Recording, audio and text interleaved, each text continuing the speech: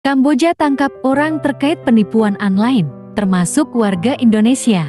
Dalam sebuah operasi besar-besaran yang mengguncang Asia Tenggara, pemerintah Kamboja menangkap 2.100 orang yang diduga terlibat dalam sindikat penipuan online internasional. Dari ribuan tersangka itu, 271 diantaranya adalah warga negara Indonesia.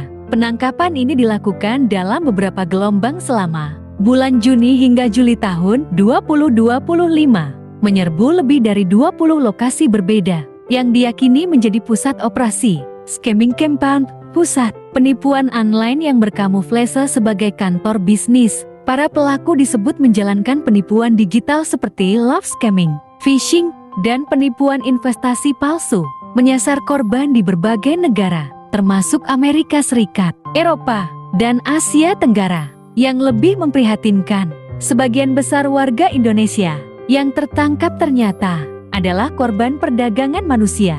Mereka direkrut dengan janji pekerjaan layak di luar negeri. Namun sesampainya di Kamboja, mereka disekap dan dipaksa melakukan penipuan.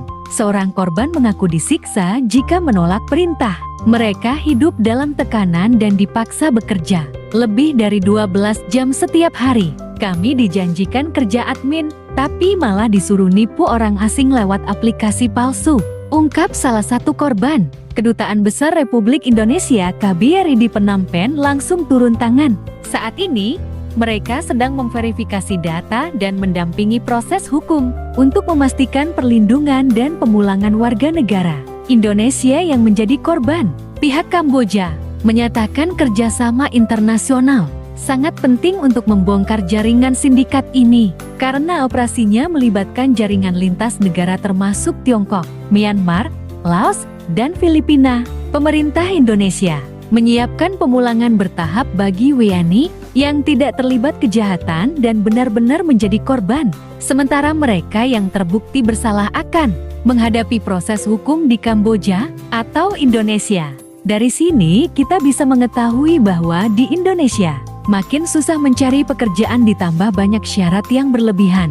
Ditambah lagi maraknya kasus judi online di tengah masyarakat. Semoga pemerintah bisa mengambil tindakan untuk pemberantasan judi online dan percepat pertumbuhan ekonomi kita, perbanyak lapangan kerja dan pelatihan calon pekerja, serta revisi syarat penerimaan kerja.